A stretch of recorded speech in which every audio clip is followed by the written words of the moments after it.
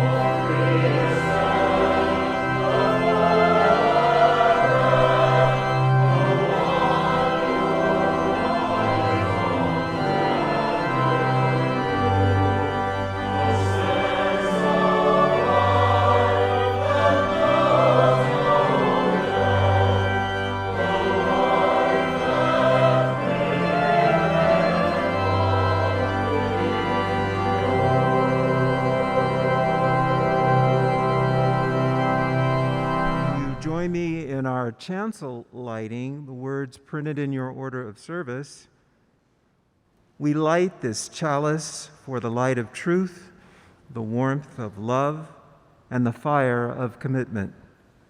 We light this symbol of our faith as we gather together.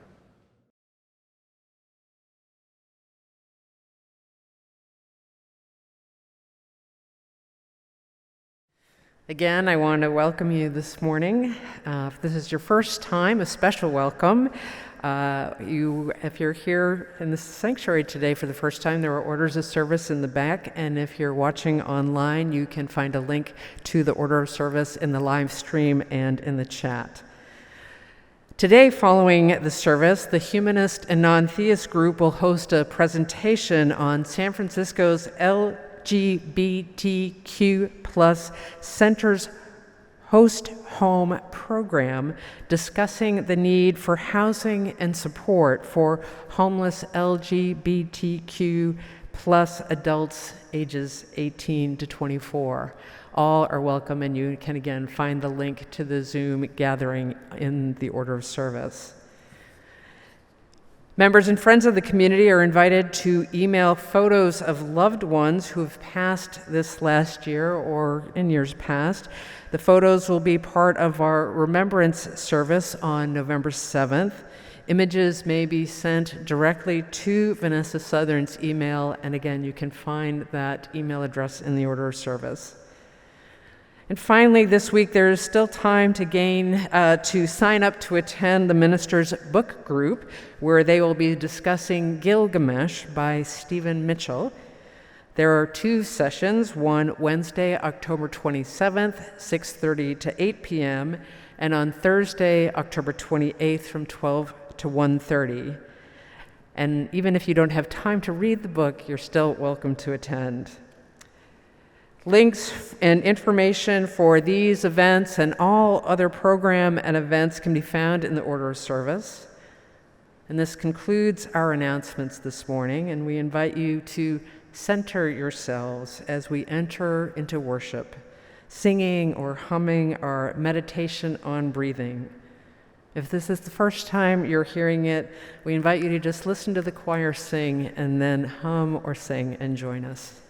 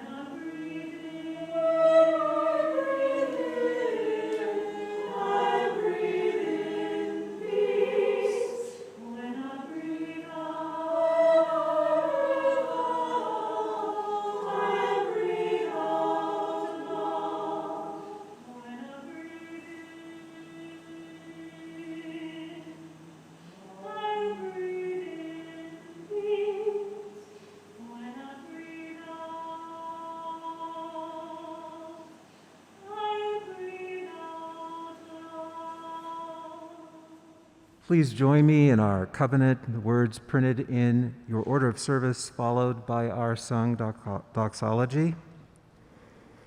Love is the spirit of this church, and service is its prayer. This is our great covenant, to dwell together in peace, to seek the truth in freedom, and to help one another.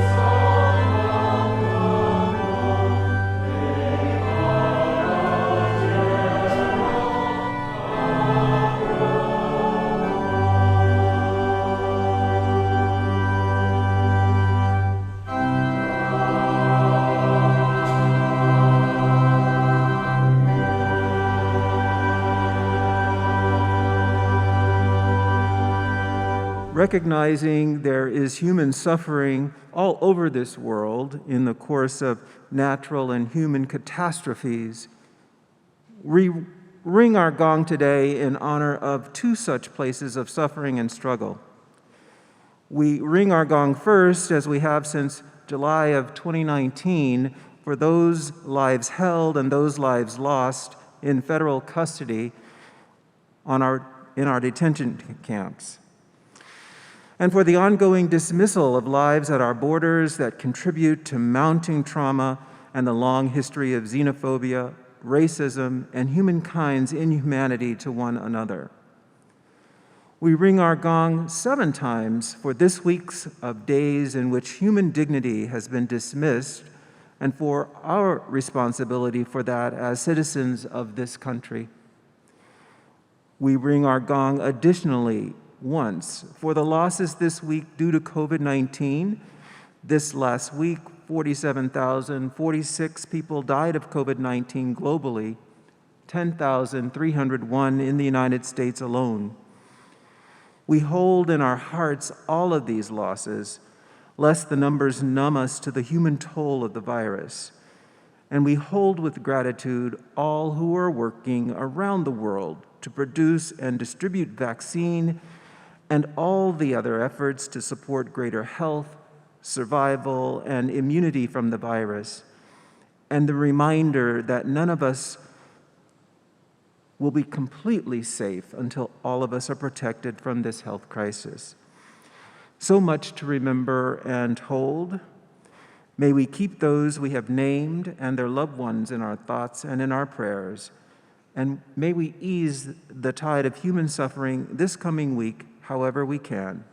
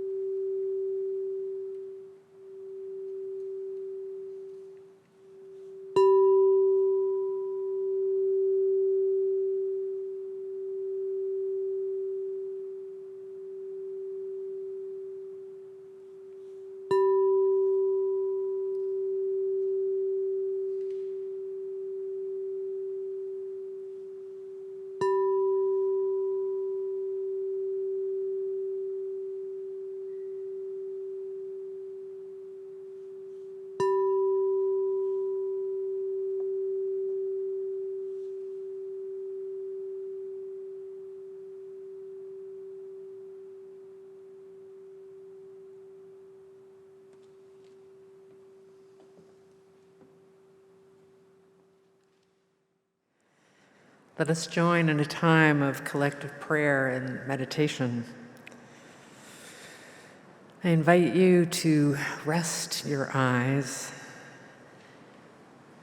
slow your breath, feel your feet firmly planted, drawing on the energy from deep within the earth, holding you present here in this moment.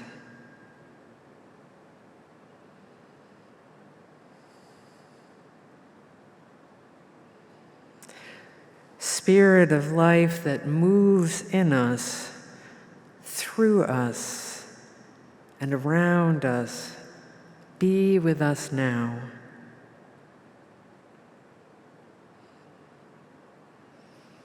We gather this morning feeling the winds of change around us. The earth is turning. We enter a new season, watching the fading light, the growing shadows, and welcoming in the beauty of the dark.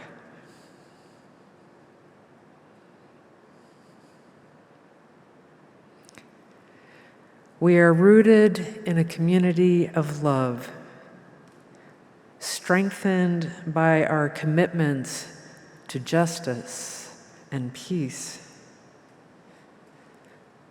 Our arms reach out and draw hold and bring those loved ones, known and unknown, in need of our prayers of healing, of hope, of compassion and care. In these uncertain times, may we remember the moments of grace, both given and received. And may grace be with us as we make our way. Spirit of life, we give thanks for the many blessings of our lives. And may our lives be a blessing upon this beloved earth that we call home. Please join me in a time of silent meditation, reflection, and prayer.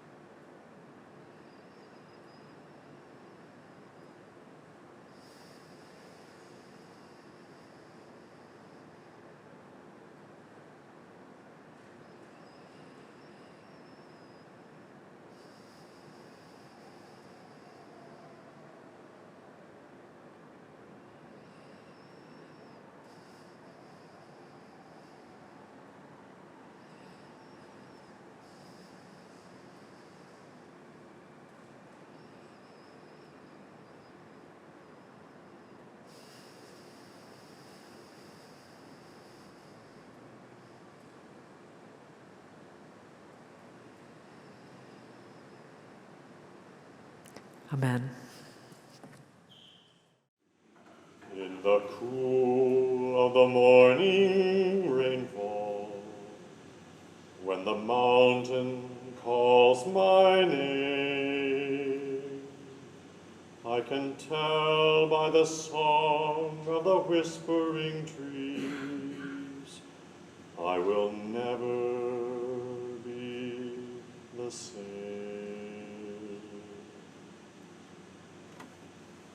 In the cool of the morning sunlight, when the mountain calls my name, I can tell by the song of the whispering trees, I will never be the same. In the cool of the morning sun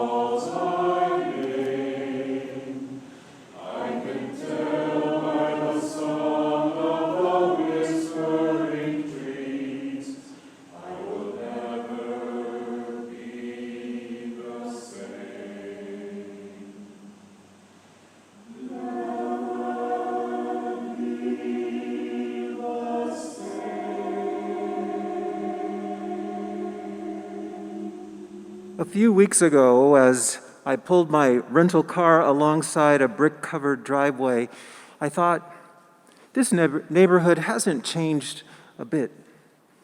Big California ranch homes set back from the street, almost all of them modified in some way to add an extra room or a floor, all landscaped to within an inch of their lives, but in a way that blends everything together into one big botanical garden. Palm fronds here, birds of paradise there, and nestled between the brilliant lilies and bougainvillea, the bay alarm signs, tastefully framed, and not a person in sight. There's never anyone in sight in these neighborhoods, I think.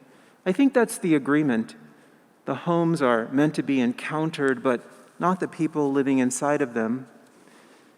And in the quiet, behind the chirping birds and rustling branches, the ever-present of a Southern California freeway, always there. As I walked toward Joel and Joanne's home, just steps away, with every step I took, years unfolded. He was not my father, I thought, as I remembered that moment so many years ago.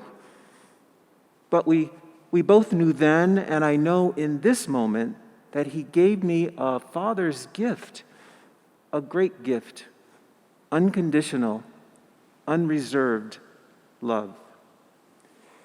If you have to leave, Richard, he said, then leave. If your life's not working, then go make it work. It doesn't mean that you can't come back. And so I did leave, and I'm here. I'm back again. He taught me so much about moving through life, that being authentically myself, an out, proud, smart gay man, wouldn't mean that my problems were over. Oh, they would just be beginning. Life has a lot in store, I would learn, twists and turns, we call them. The leopard never changes its spots, he used to tell me. I saw him betrayed by his closest friends and cheated by others, and I put him on a pedestal and wanted to blame him for all my troubles. But then, when my own father died, he honored him with a gift made in my father's honor to his favorite charity. Joel, you weren't perfect, but who is? And you always told me that I could be anything I wanted to be. Something that I'd heard constantly in my own home, but I don't know about you, but I have a hard time believing things family tells me up until the point when I hear someone else who isn't family tell me that same thing. So 3 memories. 1, you loved costume parties. And 2, when you rediscovered your faith and traditions, we celebrated Passover together. And finally, as I hear you eulogized, your wife Joanne reminds me that you loved clothes, and of course we both shared a love of a well-cut piece of cloth. And in a special touch, she mentions that she has hundreds of pairs of your socks, some new, some worn, and that she would be donating them to a local charity. And if we wanted something to remember you by, we could take a pair with us. So as I kissed Joanne goodbye and hugged former coworkers, there they were, laid out perfectly, just as I know you'd like. And in their colors, you came to me. Your colors, autumn greens, purples, and tans. I saw you in those colors, and I took a pair that I'm wearing today. Joel, thank you for loving me in the way you did. Thank you for seeing me for who I am and for being my boss and my friend. Thank you for the memories, both sweet and bitter. And most of all, thank you for the socks.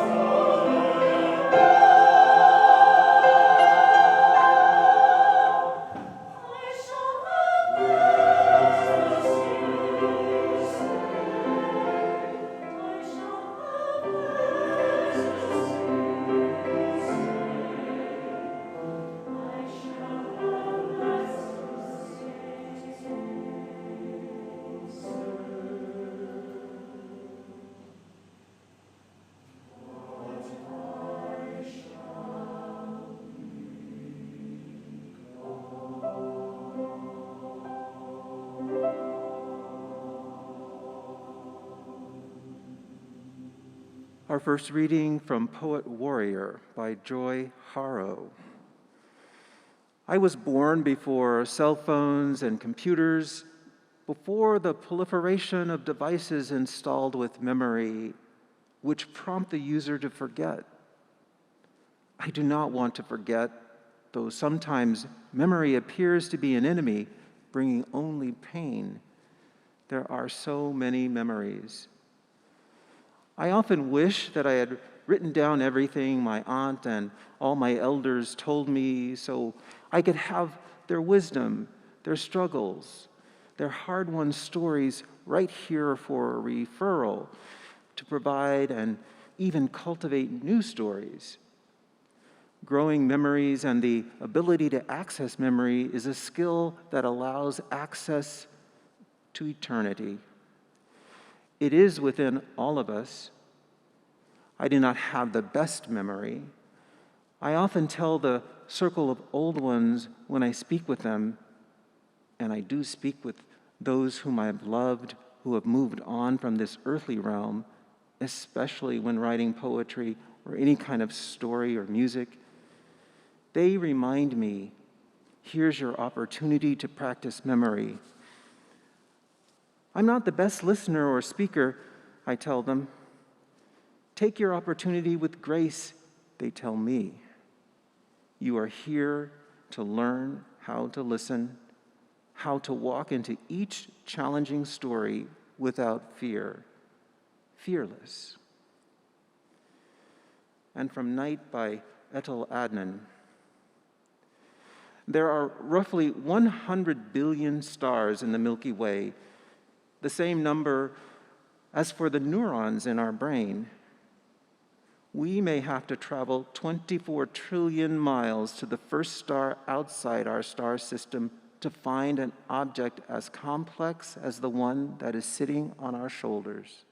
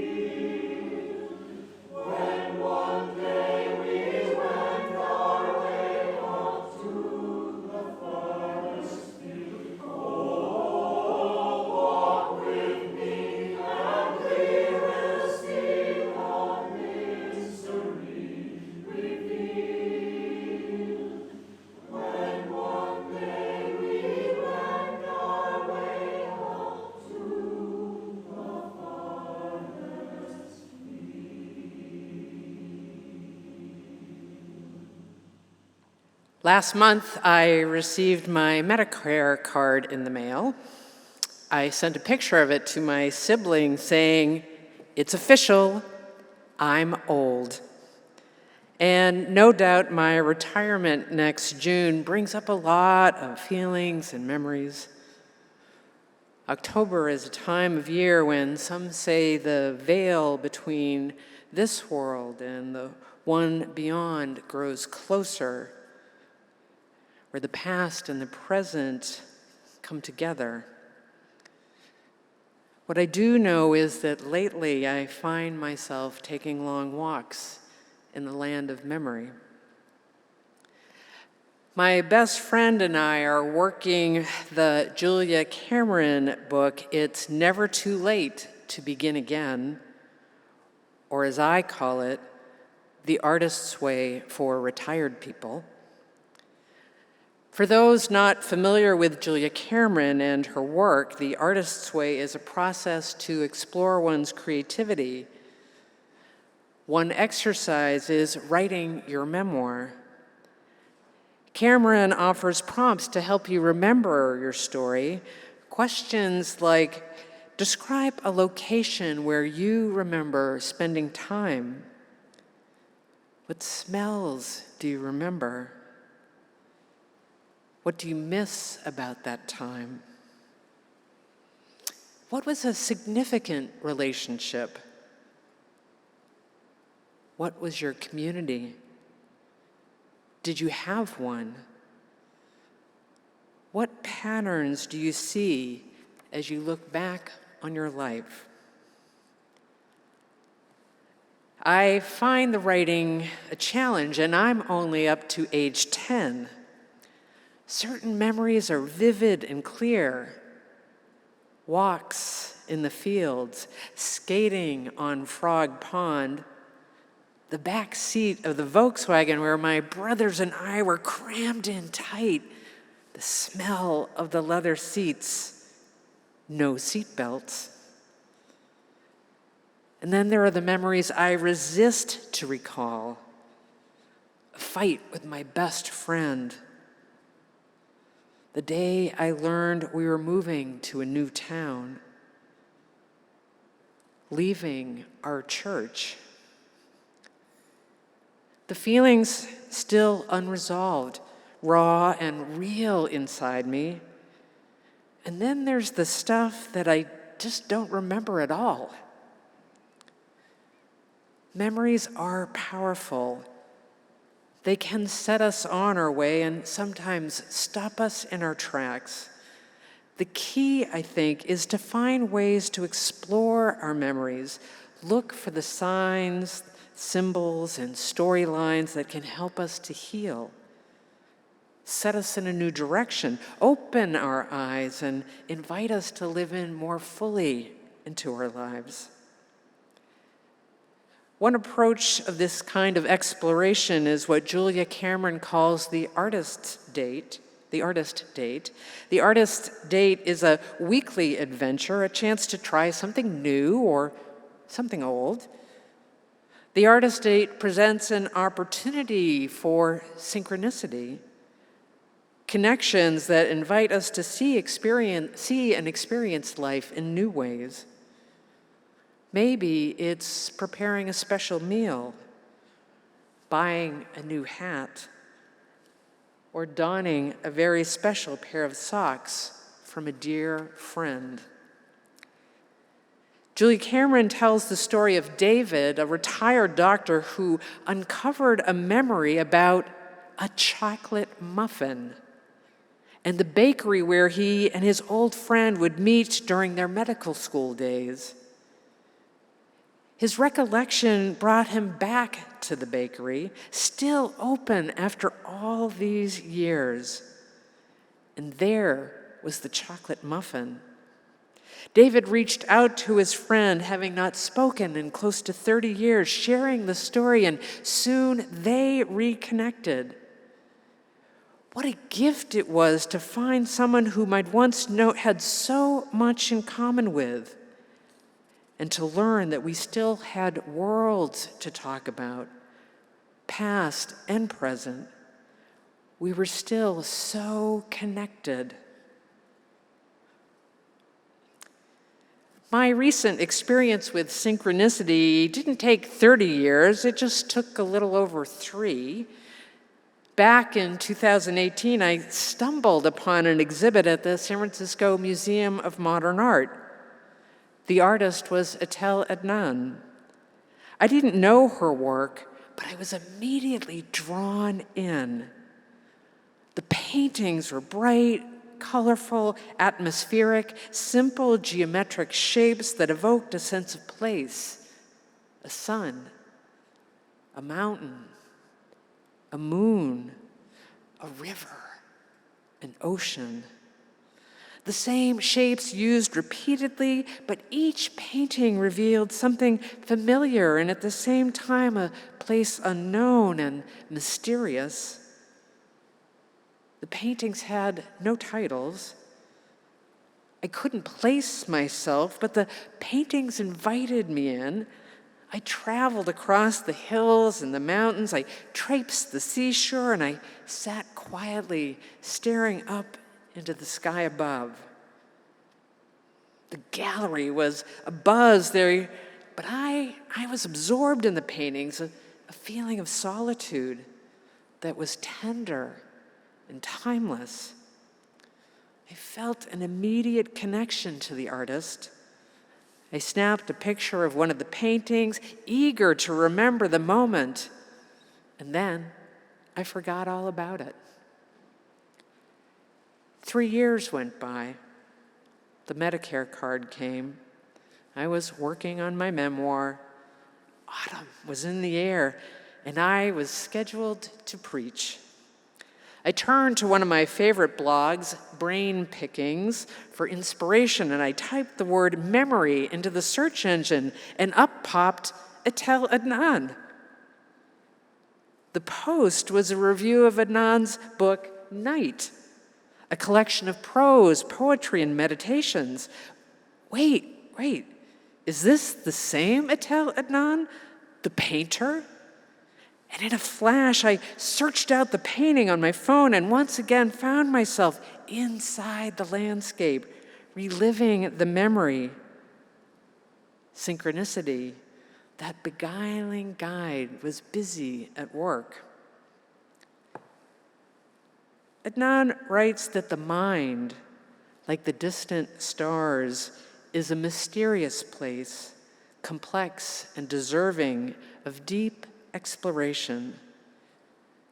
Memory for Adnan is a way to quiet what she calls the maddening effects of the constant present. If we didn't remember, she writes, then who would we be? Etel Adnan is now 96 years old. She grew up in Beirut, Lebanon, and went on to study in Paris. She returned to the Mideast and worked as a journalist before moving to California in 1958 to teach philosophy at Dominican College.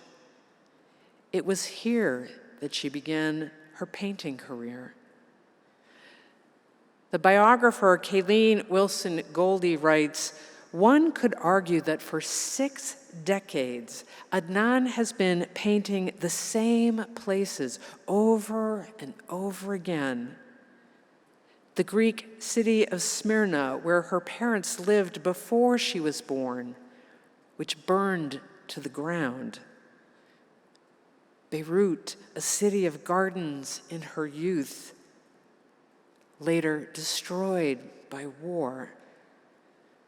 Baghdad, her vision of Arab modernity in the mid to late 20th century. Paris and Mount Tamalpais that she described as her best friend. Painting gave her a way to see the world afresh, explore the many places she had known, lost, and struggled to accept. Was it synchronicity that led me back to Etel Adnan? I don't know, but finding her again at this moment in time has felt like a talisman to me. Her paintings and writings have prompted me to look back in time and search out the signs and symbols, the stories and patterns that have guided me and the ones that have held me back.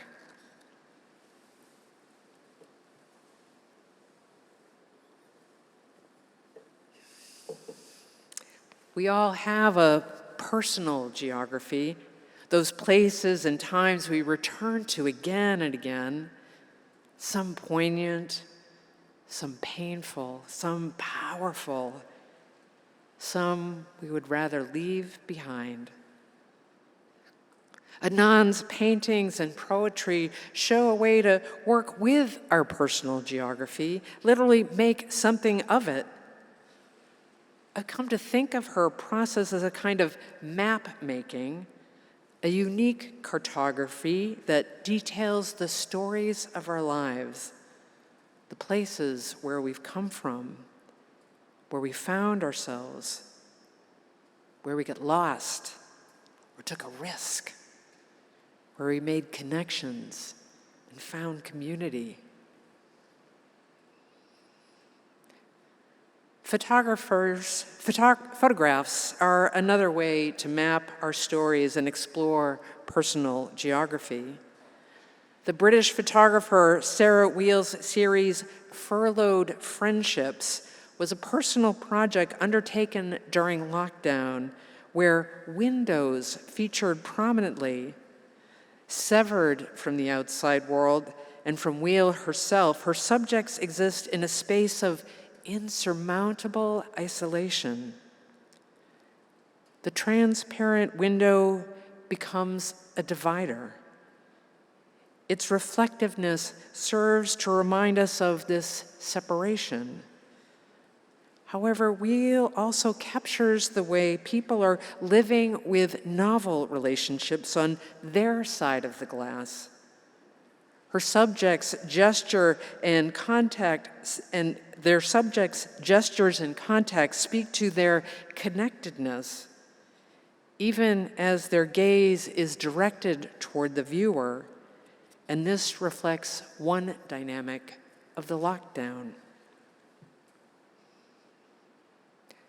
While the word lockdown evokes isolation, writer Elijah Teitelbaum observes, it is possible that in the future it will be placed within the larger narrative that emphasizes closeness. This is not to say that we will have warm feelings about lockdown, but rather that we may come to ascribe an important value to these experiences. We must embrace the fact that our memory is informed by what we care about in the present. As we reflect on our present experiences, we do well to consider how our hardship will become meaningful in the future, and for whom.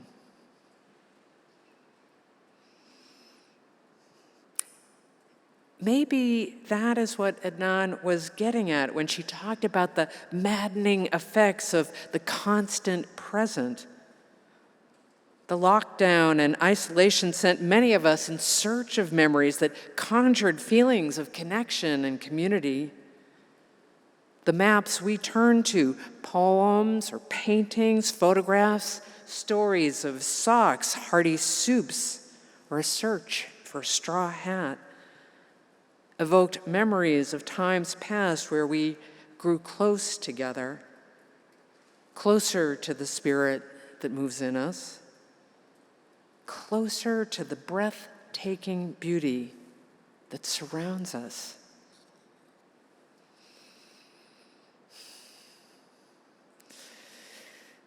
It begins with the breath, writes the poet Joy Harjo. When we take in our first breath, it is a promise to take on this human story, a story that has dimension in time and place. Breath is our entrance into story making. It is a promise. It is a constant ritual that we all share, From the first breath to our last, we are creating our maps, which give shape and direction to our journey here on earth. Place, she continues, is central to identity, to the imagery and shape of our poetry, of our lives, I would say. Place can be a field of stories, a family, a constellation, each intricately connected, a place where there is movement in nearly every direction.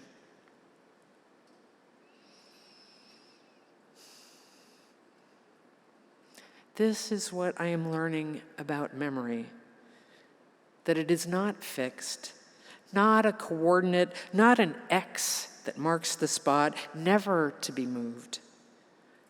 Mapping our memories opens the landscape. We search out the signs and the symbols that illuminate our way, bring healing, clarity, inspiration, courage, and synchronicity. Our stories unfurl, stretching across time. Etel Adnan often painted using a leporello, whose pages unfold like an accordion. She used the leporello to paint the story of Mount Tamalpais. Her images show the shifts and shapes of light and shadow, the many, many moods of the mountain. Each page reflecting the relationship between place and one's connection to it. A story that is constantly unfolding.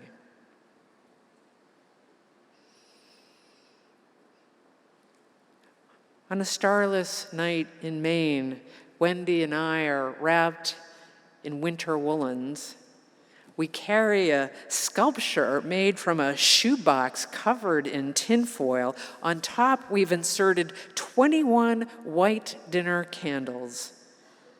We are marking time and making ritual. It is the winter solstice. We make our way out the door, trudging through the soft snow to Stonehenge, a low rock table my father, Stanley, built, which sits on the east-west axis. The gentle snow falls around us. The night sky is a dusty black. The tidal river is frozen over. We can see the ice stretch out before us. The trees stand watch. The only sound is our laughter as we light the candles. My father lifts his camera, and in an instant, the moment becomes a cherished memory. I close my eyes and I see it. The dome of candlelight, the blanket of snow, the sharp edge of the ice, the towering trees. My father's face as he lifts the camera to capture the moment. Oh, that memory, it lives on and carries me through.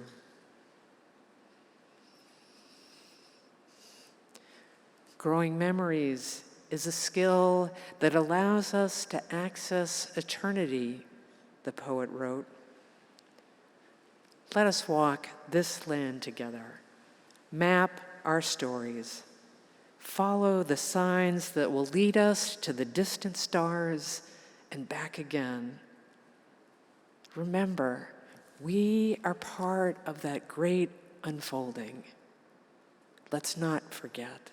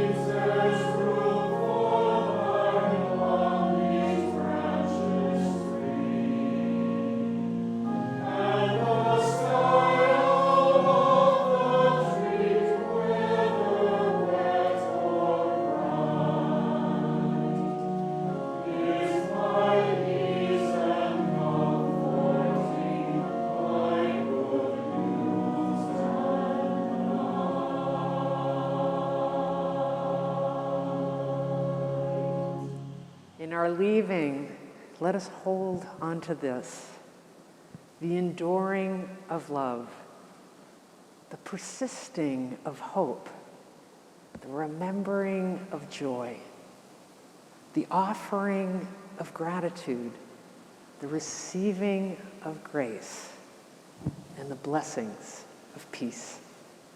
Go in peace.